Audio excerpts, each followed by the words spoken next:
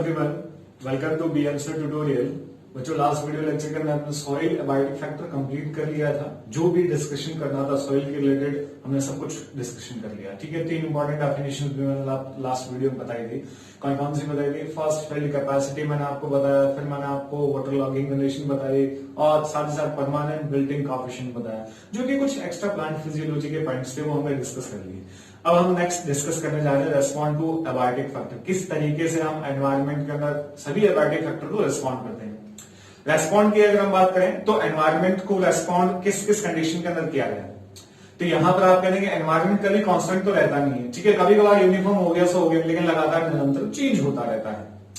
यहां पर extreme condition, लो temperature, high temperature, extreme के अंदर आप कह सकते हैं कि और अलावा टेम्परेचर लो एंड हाई हमने क्या दिया। वाटर कंडीशन आप कह देंगे excess water, drought excess condition, excess drought condition हो गई, पीएच हो गया, ये सब कुछ क्या है? ये एनवायरमेंटल कंडीशन जो चेंज हो रही है। ठीक है, अब यहां पर हमें respond environment factors means abiotic factor को रेस्पॉन्ड करना है, तो उसकी हम बात कर लेंगे रेस्पॉन्स टू abiotic factor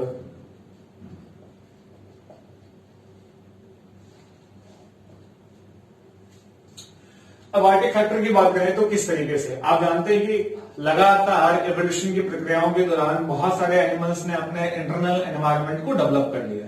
अब उन्होंने इंटरनल एनवायरनमेंट को डेवलप क्यों कर लिया? क्योंकि जब अगर इंटरनल एनवायरनमेंट अगर कांस्टेंट है, कांस्टेंट इंटरनल एनवायरनमेंट है, तो वो ऑर्गेनिज्म अपनी maximum biochemical reaction and physiological function को अपनी मैक्सिमम एफिशिएंसी के साथ कंप्लीट कर पाएगा। पूर्ण दक्षता के साथ वो अपने कार्य का फंक्शंस और साथ ही साथ जैविक रासायनिक क्रियाओं को संपूर्ण कर पाएगा। ठीक है, जो कि उसकी एक फिटनेस के लिए अच्छा है। तो यहां पर आप कहेंगे कि हम रेस्पॉन्ड करने जा रहे हैं एबायोटिक फैक्टर के अंदर, तो उसके लिए हमारे पास कुछ डेफिनेशंस हैं, कुछ मेथड्स हैं। उससे पहले एक छोटी सी डेफिनेशन है होम्योस्टेसिस। समस्थापन क्या होता है? समस्थापन क्या होता है कि एक एबिलिटी है of an organism to keep constant internal environment despite the changes in external environment. बाह्य वातावरण के परिवर्तन के बावजूद जब कोई ऑर्गेनिज्म अपने आंतरिक वातावरण को कांस्टेंट रख पाए तो ऐसी प्रक्रिया क्या कहलाती है? समस्थापन कहलाती है। ठीक है, समस्थापन यहां पर प्रक्रिया बहुत इंपॉर्टेंट है, याद रखेंगे ये डेफिनेशन 12th बोर्ड के एग्जाम के लिए होम्योस्टेसिस डेफिनेशन इंपॉर्टेंट है। ठीक है, तो यहां पर मैं लिख देता हूं डेफिनेशन। होम्योस्टेसिस की डेफिनेशन क्या है? होम्योस्टेसिस की definition, the ability of an organism, ability of an organism to maintain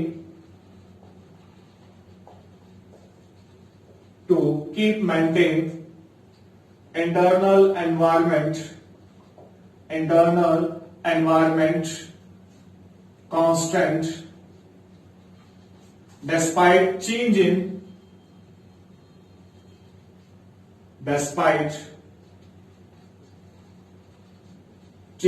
in external environment, external environment। ठीक है,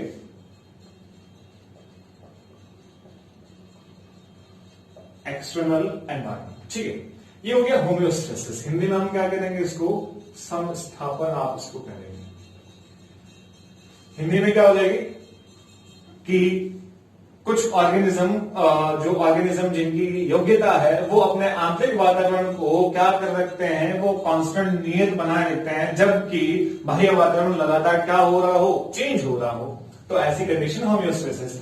अब ये जो भी एनवायरनमेंट चेंज हो रहा है, जो भी कंडीशंस है, low temperature, high temperature, drought condition, water excess condition, pH वगैरह, सॉल्ट कंसंट्रेशन, ये सब कुछ इनको रिस्पॉन्ड करने के लिए 2 मेथड्स हैं हमारे पास। 2 मेथड कौन कौन से हैं? फर्स्ट ऑर्गेनिज्म आप करेंगे, फर्स्ट मैकेनिज्म रेगुलेट, नियामक प्राणी जिसे आप कहते हैं हिंदी मीडियम, इसको आप क्या करेंगे? नियामक, जो नियमन करते हैं। दूसरा कॉन्फर्मर, कॉन्फर्मर जिसे आप क्या कहते हैं? संरूपी प्राणी आप कहते हैं।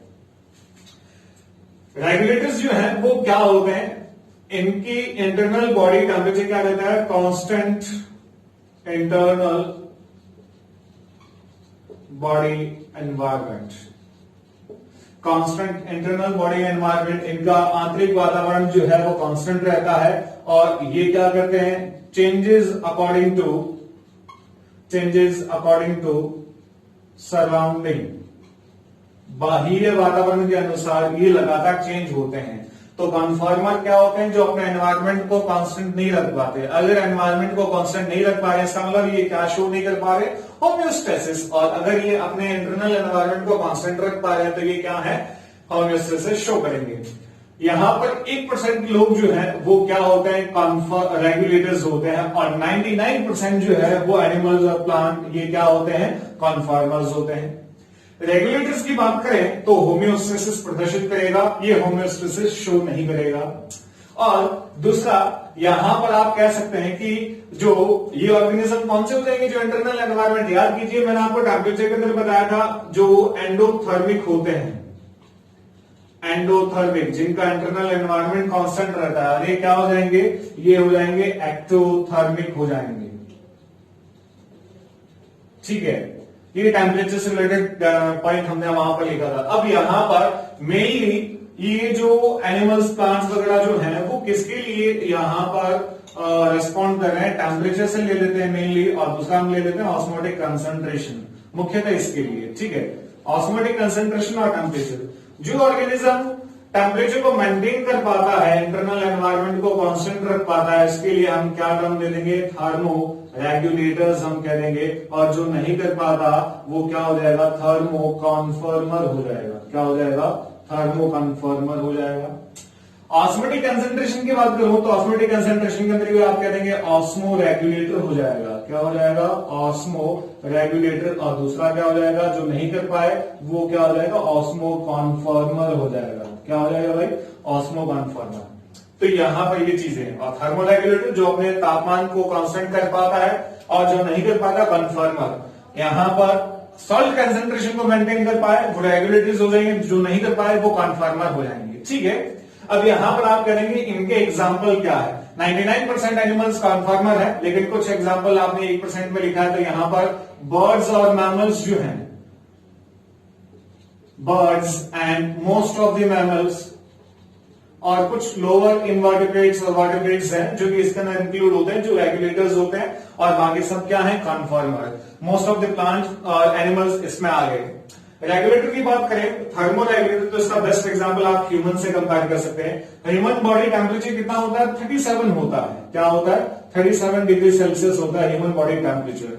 क्या ये हमारा इंटरनल एनवायरनमेंट फिक्स रहता है? बिल्कुल सर, ये इंटरनल एनवायरनमेंट फिक्स रहता है। और ये इंटरनल एनवायरनमेंट फिक्स हो गया एवोल्यूशन की प्रक्रिया के दौरान, क्योंकि इस तापमान के ऊपर हमारी बॉडी के फिजियोलॉजिकल फंक्शन जो है, वो बायोकेमिकल रिएक्शंस जो है, वो मैक्सिमम एफिशिएंसी के साथ होते हैं। आपको मालूम है कि 37 डिग्री सेल्सियस पर हमारे एंजाइम अपनी मैक्सिमम एफिशिएंसी के साथ फंक्शन करते हैं। इसका मतलब 37 से ना तो ऊपर जाना चाहिए ना ही नीचे जाना चाहिए। अगर चेंज होता है तो हमारी बॉडी की फिजियोलॉजी फंक्शन जो है वो चेंज होगा, डिस्टर्ब होगा।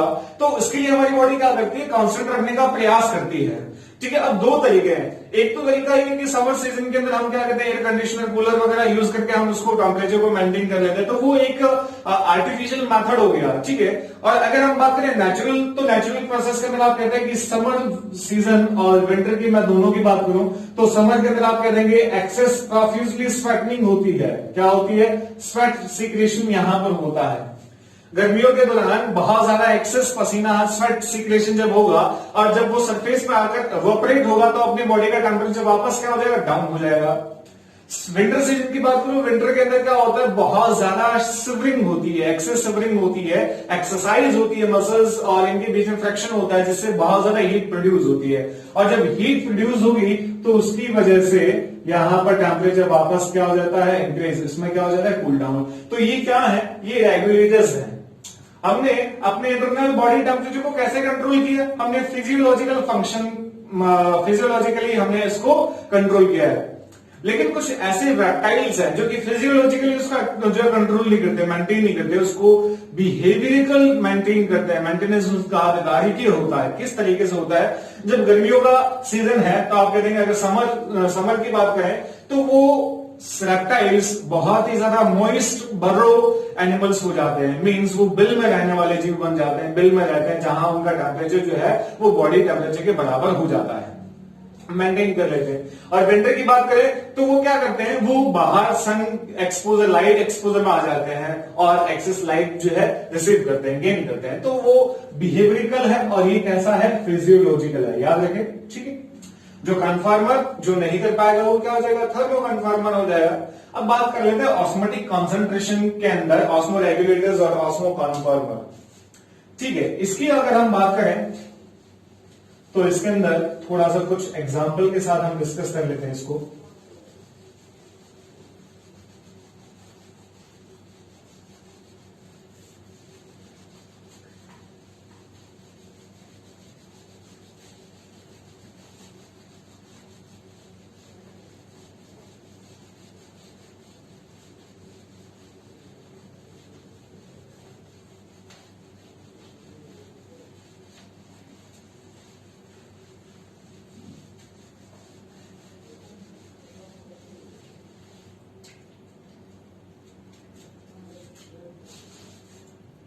जैसे हम बात करें ऑस्मोटिक कॉन्सेंट्रेशन की बात करें तो यहां पर आप करेंगे, हमने 2 पॉइंट लिखे हैं। पहला क्या है, ऑस्मो रेगुलेटर्स है, ऑस्मो रेगुलेटर, और दूसरा क्या है, ऑस्मो कॉन्फॉर्मर है, ठीक बात है। ऑस्मो रेगुलेटर की बात करें तो यहां पर कुछ एग्जांपल मैं यहां पर एनिमल किंगडम या आप कह सकते हैं कि एक्सक्रीटरी जो ह्यूमन फिजियोलॉजी का एक्सक्रीशन जो चैप्टर है उसके अंदर मैं इसके बारे में डिस्कस हम कर लेते हैं, उसको भी हम यहां ले लेते हैं।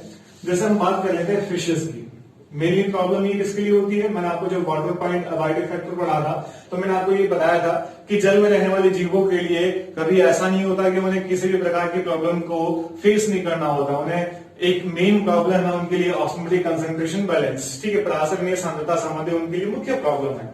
फिश की बात करें तो हम यहां पर 2 टाइप की फिश ले लेते हैं।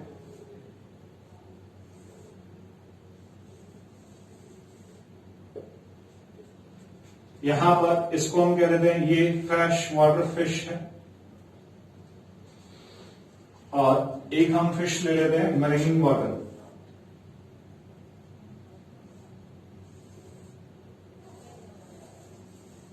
मरीन वाटर फिश यहां पर हम बात कर रहे हैं।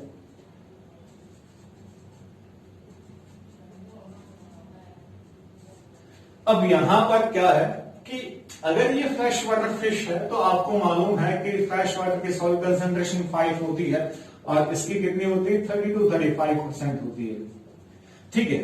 मान लीजिए कि हमने इन फिश की बॉडी की इंटरनल हमने फिक्स कर दिया कि इनकी 15% है, ठीक है। इनकी सॉल्ट कंसेंट्रेशन कितनी है, 50%, 15%, इसकी भी 15, इसकी भी 15, और एक्सटर्नल आपको मालूम है, हमने पढ़ा है वाटर के अंदर 5% फ्रेश की होती है और 30 to 35% मरीन वाटर की होती है।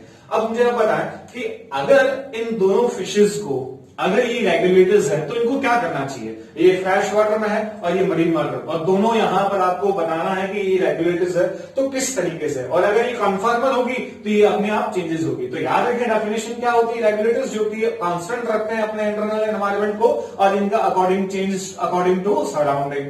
यहां पर मैं बात करूं कि अगर ये फिश यहां पर रेगुलेटर्स हैं, ऑस्मो रेगुलेटर्स है, तो क्या होगा, सबसे पहले आप यहां पर देखें 5% सॉल्ट कंसेंट्रेशन, 15%, तो सॉल्ट यहां पर यहां ज्यादा है तो यहां क्या होगा, यहां पर आयन जो है वो पैसिवली मूव करेंगे आउटसाइड, पैसिव मूवमेंट होगा। वाटर यहां पर एक्सेस है तो यहां से आप करेंगे वाटर जो है वो पैसिव मूवमेंट होगा वाटर का इनसाइड, ठीक है। वाटर मूवमेंट होगा कहां, बाहर से, आयन अंदर से बाहर और वाटर बाहर से अंदर, ठीक है। तो क्या होगा, जब वाटर एक्सेस अंदर जाएगा और आयरन बाहर आएंगे तो सॉइल कंसंट्रेशन बिगड़ने वाली है। तो उसके लिए सबसे पहला क्या होगा कि ये ऑर्गेनिज्म क्या अपने अंदर किस तरीके से कंट्रोल करते हैं। तो सबसे पहले यहां पर क्या होगा, एक्सेस वाटर जो आया है उसको एलिमिनेट करना है, क्योंकि पानी इनको आवश्यकता नहीं, इन्हें ज्यादा से ज्यादा क्या करना है, आयन रखना है, सॉइल कंसंट्रेशन ज्यादा रखनी है।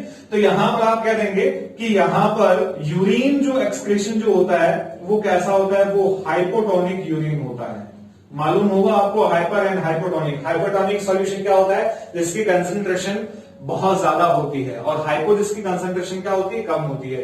तो ये अगर पानी एक्सेस आ रहा है, पैसिवली मूव कर रहा है, तो आप कह देंगे एक्सेस वाटर यहां पर एक्सक्रीट करेंगे। और जब वाटर एक्सेस होता है यूरिन के अंदर, तो यहां पर यूरिन कैसा हो जाएगा, हाइपोटोनिक यूरिन एक्सक्रीशन हो जाएगा। ठीक बात है।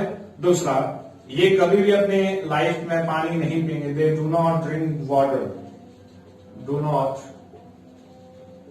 Drink water.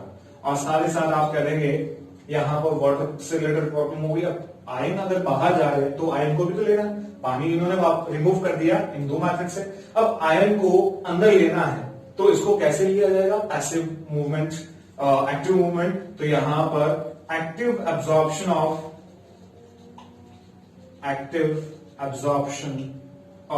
आयन किसके द्वारा होता है, बाय क्लोराइड सेल। जब एनिमल किंगडम पढ़ते हो तो फिशेस के अंदर आप एक इंपॉर्टेंट सेल का नाम पढ़ते हो जिसे हम कहते हैं क्लोराइड सेल, जो कि कहां पर पाई जाती है, वो पाई जाती है गिल्स के ऊपर। तो क्लोराइड सेल की हम बात कर लेते हैं यहां पर। तो इसने क्या एडेप्टेशन किया कि ये क्या करते हैं, एक्टिव एब्जॉर्प्शन करते हैं, fresh active absorption of ions, active absorption of ion by chloride cell, जो कि कहां पर होती है, गिल्स के ऊपर। तो जब वो पानी एक्सेसिवली रिमूव कर देंगे और आयंस को वापस एक्टिवली एब्जॉर्ब कर लेंगे, तो ये क्या कराएंगे, ऑस्मोरेगुलेटर। तो वापस ये कितने पर आएंगे, 15% पर। ठीक है। अब मैं इसकी बात करूं तो यहां पर क्या है, 35% सॉल्ट है। इसका मतलब आयन जो है वो यहां बाहर ज्यादा है, तो आयन बाहर से अंदर पैसिव मूवमेंट होगा। और पानी अंदर ज्यादा है, तो यहां पर पानी का मूवमेंट कैसे होगा, वाटर यहां से बाहर मूव करेगा, पैसिवली मूवमेंट होगा। ठीक है। अब क्या करना है, इनके अंदर किस तरीके की मैकेनिज्म होगी, इनको अपनी कंसंट्रेशन को मेंटेन करना है। तो ये क्या करेंगे, इनके अंदर जो यूरिन एक्सक्रीशन होगा वो कैसा होगा। फर्स्ट पॉइंट यहां पर इनके अंदर हाइपोटोनिक है, वाटर इनका एक्सेसली बाहर जा रहा है, तो यहां पर इनको वाटर सेव करना है, तो इनका जो यूरिन होता है वो हाइपरटोनिक यूरिन होता है, हाइपरटोनिक यूरिन। दूसरा, ये पानी पिएंगे, दे ड्रिंक वाटर, पानी एक्सेसिवली यहां पर रिक्वायर्ड है। और साथ ही साथ आयंस की बात करें, पैसिवली अगर आयंस अंदर जा रहे हैं तो एक्टिवली इनको बाहर पंप आउट किया जाएगा, एक्टिवली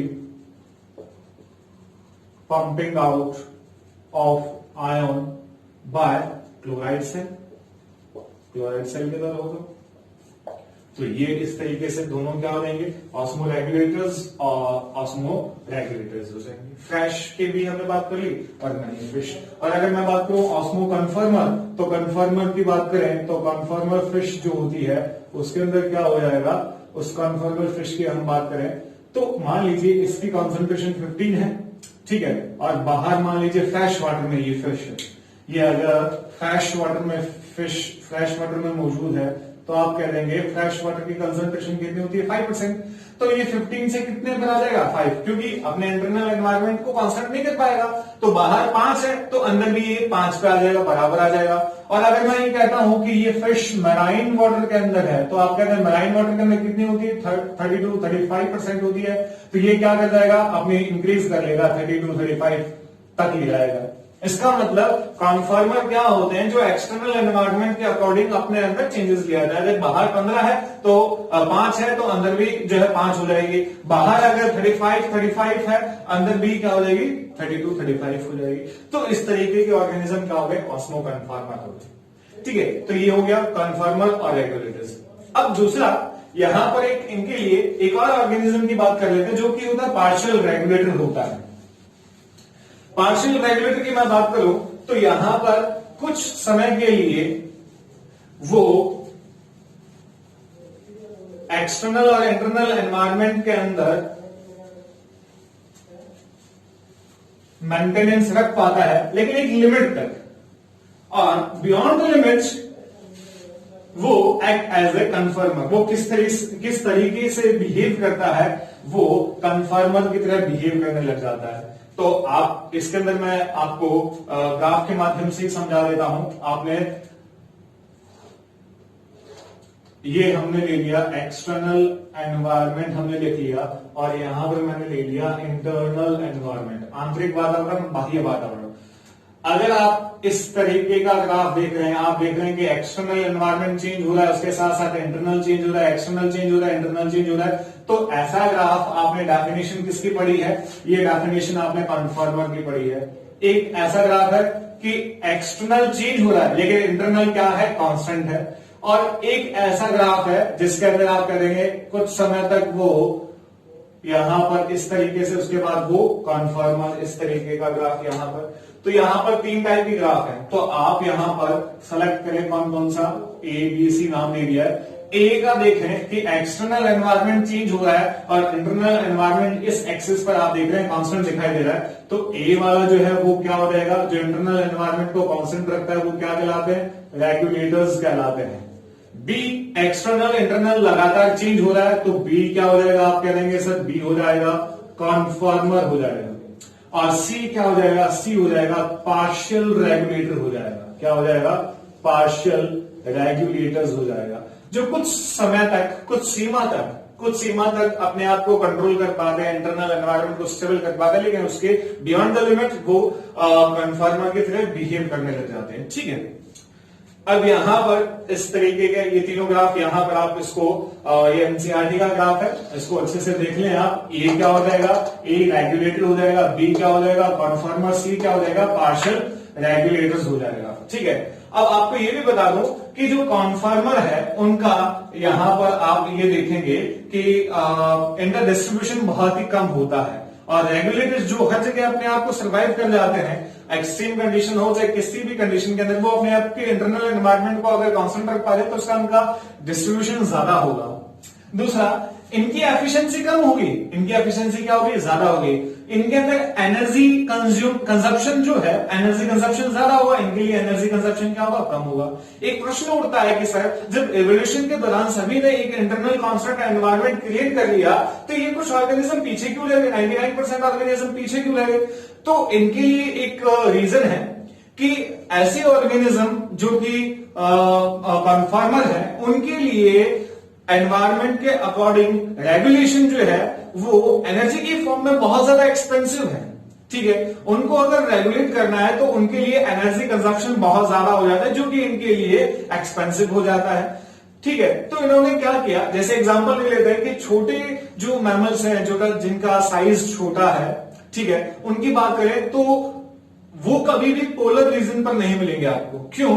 क्योंकि पोलर रीजन पर बात करें, छोटे एनिमल्स जो है उनका सरफेस एरिया ज्यादा होता है, और सरफेस एरिया डायरेक्टली जो है वो डायरेक्टली आप कह सकते हैं कि उसके समानुपाती है कि जितना ज्यादा सरफेस एरिया ज्यादा होगा, हीट लॉस उतना ही ज्यादा होगा। तो मान लीजिए छोटे ऑर्गेनिज्म जो है, स्मॉल मैमल्स जो है, उनको अगर पोलर रीजन पर आप वहां पर ले जाएं तो उनके लिए वहां पर रेगुलेट करना, अपने इंटरनल एनवायरनमेंट को कांस्टेंट रखना, वो बहुत ज्यादा एक्सपेंसिव हो जाता है in the form of energy. ठीक है, तो इसलिए ये ऑर्गेनिज्म सारे रेगुलेटर से कंफॉर्मर नहीं हो पाए, सॉरी यहां पर रेगुलेटर्स नहीं हो पाए, 99% कंफॉर्मर है। नेक्स्ट, उसके अलावा अगर कुछ कंडीशंस आप ही देने, एबायोटिक फैक्टर्स जो हैं या एबायोटिक जो एक्सट्रीम अनफेवरेबल कंडीशन जो है, अगर वो बहुत ही शॉर्ट पीरियड के लिए है, बहुत शॉर्ट टाइम पीरियड के लिए है, तो उनके लिए 2 मैकेनिज्म और होती है। एक होता है माइग्रेशन और एक होता है सस्पेंड। क्या होता है सस्पेंड और माइग्रेशन, उनकी हम बात कर लेते हैं। ये कंडीशन कब है? जब जो एनवायरमेंटल अनफेवरेबल जो कंडीशन आप जो कंडीशंस है वो बहुत ही शॉर्ट ड्यूरेशन के लिए हो, तो उसको हम कहेंगे कि उसके लिए ऑर्गेनिज्म क्या शो कर रहे हैं। यहां पर 2 अलग मैकेनिज्म है। फर्स्ट मैकेनिज्म जो आप बात करेंगे, माइग्रेशन। माइग्रेशन क्या है? Migration temporary to and fro movement है, टू एंड फार मूवमेंट है। एक अस्थायी आप कह सकते हैं कि मूवमेंट है, जो एक यू कह सकते हैं कि अगर वो ऑर्गेनिज्म उस एनवायरनमेंट, मान लीजिए कि यहां पर कुछ गर्मी बहुत ज्यादा है, तो ऑर्गेनिज्म इस स्थान को छोड़ करके उसे ऐसे एरिया पे चला जाएगा जहां पर टेम्परेचर कम हो या उसके फेवरेबल हो। तो एक अस्थायी temporary to and fro movement जो एक बार जिस स्थान से चला गया तो ये उस स्थान पर वापस तभी आ जाएगा, तब आ जाएगा जब वापस इसके ऊपर फेवरेबल कंडीशन आ जाए। अब ये जो माइग्रेशन है, यहां पर आप कह सकते हैं, एक तो हम बात कर रहे हैं कि माइग्रेशन एक्सट्रीम कंडीशन के लिए है, अगर टेम्परेचर ज्यादा है तो ऑर्गेनिज्म वहां से माइग्रेट कर जाते हैं, या मैं कह सकता हूं उसके अलावा और भी माइग्रेशन होता है। माइग्रेशन किसके लिए हो सकता है, कुछ ऐसा ऑर्गेनिज्म जिनके परफेक्ट फोटोपीरियडिज्म की रिक्वायरमेंट होती है, मींस एक ड्यूरेशन, लाइट ड्यूरेशन की रिक्वायरमेंट होती है, और कुछ ऐसे ऑर्गेनिज्म है जिनके लिए light duration activity of gonads के लिए एसेंशियल है। एक्टिविटी ऑफ गोनाड्स, गोनाड्स की एक्टिविटी के लिए लाइट ड्यूरेशन जो है वो उनके लिए जरूरी होती है, तो कुछ ऑर्गेनिज्म उसके लिए भी क्या करते हैं, माइग्रेशन। कुछ ऐसे ऑर्गेनिज्म होते हैं जो कि फूड सर्चिंग के लिए भी क्या करते हैं, माइग्रेशन करते हैं। तो वो दो रीजन और भी है माइग्रेशन के, और एक रीजन आप देख ही रहे हैं कि अनफेवरेबल जब कंडीशन होती है तो उस शॉर्ट टाइम पीरियड के दौरान वो उस अनफेवरेबल कंडीशन के अंदर सर्वाइव ना कर पाए तो एक जगह से दूसरी जगह माइग्रेट कर जाता है, और जहां पर जाएगा जहां पर उसके लिए क्या है, फेवरेबल कंडीशन होगी। ठीक है, इस तरीके का कुछ एग्जाम्पल आपके सामने मैं रख देता हूं। दो टाइप की फिश होती है, एक फिश होती है कैटाड्रॉमस, कैटाड्रॉमस, और एक होती है एनाड्रॉमस। कैटाड्रॉमस और एनाड्रॉमस क्या होती है, ये कौन से वाटर में रहती है, फ्रेश वाटर फिश होती है, फ्रेश वाटर फिश। और ये कैसी होती है, ये मरीन वाटर फिश होती है,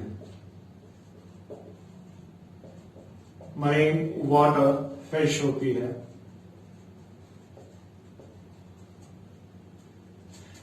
ये जब अनफेवरेबल कंडीशन आती है या कुछ ब्रीडिंग का सीजन आता है तो उस समय ये फ्रेश वाटर से ये मराइन वाटर सी की ओर माइग्रेट हो जाती है। और एनाड्रोमस क्या होता है, जो मराइन वाटर से कहां चली जाए, वो फ्रेश वाटर की ओर चली जाए, वो क्या होती है, एनाड्रोमस होती है। ठीक है, तो ये फिशेस के एग्जाम्पल हो गए। आप जानते हैं कि माइग्रेशन का एनसीईआरटी के अंदर एग्जाम्पल बहुत बढ़िया दे रखा है, जिसे आप कहते हैं Keoladeo national park, Keoladeo national park, जिसका नाम है भरतपुर बर्ड सेंचुरी, जिसका नया नाम आप कह सकते हैं कि Keoladeo bird national park Bharatpur के अंदर। जिसे आप कहते हैं साइबेरियन प्लेन जो है वो अंटार्कटिका से मूव करके यहां पर आते हैं भरतपुर, राजस्थान के अंदर भरतपुर आते हैं। तो आप कह सकते हैं माइग्रेशन का एग्जाम्पल एनसीईआरटी के according Keoladeo national park Siberian plane का। ठीक है, उसके अलावा एक और मेथड रह गया शॉर्ट कंडीशन के अंदर, एक है सस्पेंड। सस्पेंड अपने एनवायरमेंट के अंदर, सस्पेंड की अगर हम बात करें तो इसके अंदर तीन मैकेनिज्म है। एक होता है हाइबरनेशन, सस्पेंड की बात करें तो हाइबरनेशन यहां पर हो गया। दूसरा आप कह सकते हैं कि यहां पर एस्ट्रीवेशन हो गया, एस्ट्रीवेशन। और थर्ड यहां पर आप कह सकते हैं कि क्या हो गया, डायपोज यहां पर हो गया। हाइबरनेशन क्या होता है, ऐसे ऑर्गेनिज्म, इसे विंटर स्लीप भी कहते हैं, जैसे पोलर बियर जो होते हैं, वो जब अनफेवरेबल कंडीशन आती है तो वो उस एनवायरमेंट से एस्केप कर जाते हैं। यहां पर सस्पेंड का मतलब क्या है, किस तरीके से एस्केप कर जाते हैं। ये हाइबरनेशन विंटर सीजन के अंदर पोलर बियर, एग्जांपल मैं लिख देता हूं, पोलर बियर,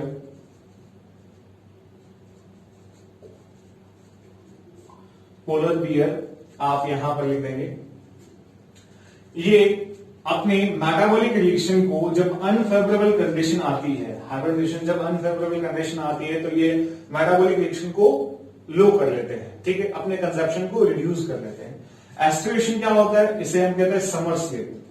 ठीक है, इसका मतलब सिंपल सा आप समझें कि ये अपने एनवायरमेंट को क्या कर रहा है, लीव कर रहा है, ठीक है, एस्केप कर रहा है वहां से कुछ टाइम पीरियड के लिए। क्योंकि आप ये कह रहे हैं कि दोनों मैकेनिज्म किसके लिए, शॉर्ट टाइम पीरियड के लिए है। जब अनफेवरेबल प्रतिकूल परिस्थितियां बहुत कम समय अंतराल के लिए आती है तो उनके पास, ऑर्गेनिज्म के पास दो ऑप्शन है, अल्टरनेटिव ऑप्शन है। एक माइग्रेट कर सकता है, दूसरा सस्पेंड कर सकता है। सस्पेंड के अंदर भी तीन चीजें, हाइबरनेशन जो कि सिर्फ विंटर सीजन के अंदर होगा, एस्टिवेशन जो कि समर सीजन के अंदर, मेटाबॉलिक रिएक्शन दोनों में क्या हो रही है, स्लो हो रही है। इसका एग्जाम्पल आप कह सकते हैं कुछ फिश वगैरह और कुछ मोलस्कन्स वगैरह, क्रस्टेशियंस ऑर्गेनिज्म यहां पर आप लिख सकते हैं। डायापोज, ये एक इंपॉर्टेंट टर्म है। डायापोज क्या है, इसे हम कहते हैं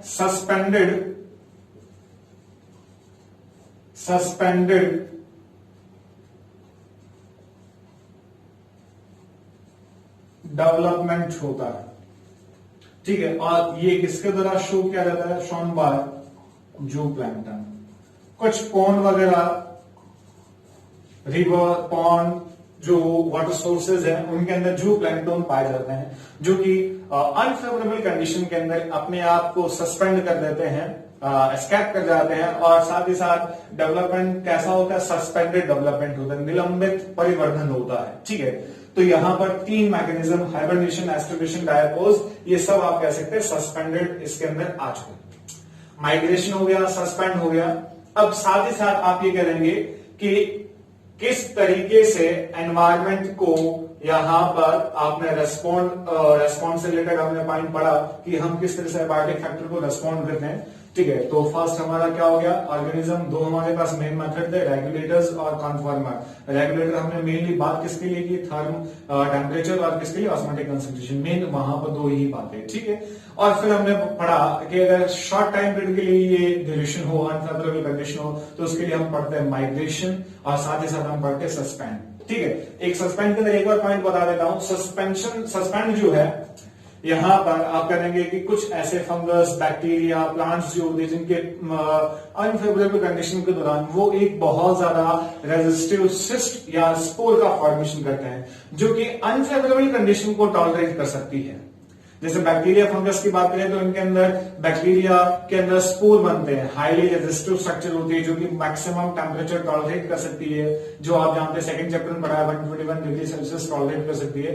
तो इनके जो स्ट्रक्चर की हम बात करें, ये अनफेवरेबल कंडीशन को बहुत बढ़िया तरीके से टॉलरेट कर सकती है। और जैसे ही अनफेवरेबल कंडीशन चली जाती है तो वो स्पोर, वो सिस्ट, या प्लांट्स की बात करें तो प्लांट्स के अंदर भी स्पोर भी बनते हैं और साथ ही साथ आप कुछ वेजिटेटिव स्ट्रक्चर भी बनती है।